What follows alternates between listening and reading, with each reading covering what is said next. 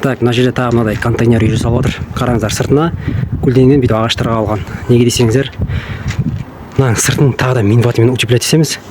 И сосын өзіңіз таңдаған материалмен соны қаптап береміз. Сонда мына іші де утеплять етілген.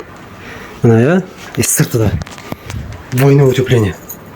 Мыңқ етпейді. Көп адамдар бүйтіп түсініп отыр екен, мына контейнер үйде қара темірдің ішінде тұрамыз. Жазда тұншығып өлесің дейді. Қара темірдің ішінде ешкім тұрмайды. Мына ішіне осылай мына кәдімгі гипсокартон. Мына үйлеріңіз үшін осындай гипсокартонмен қаптайсыздар ғой. Дәл сондай үйдің ішіндегі қаптайтын материал ғой, сонымен қаптап.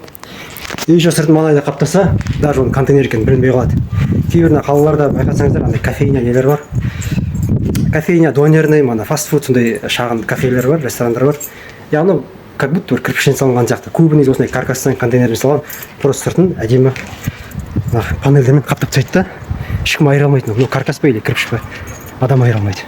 Бүйтіп ыстық үй жасауға болады.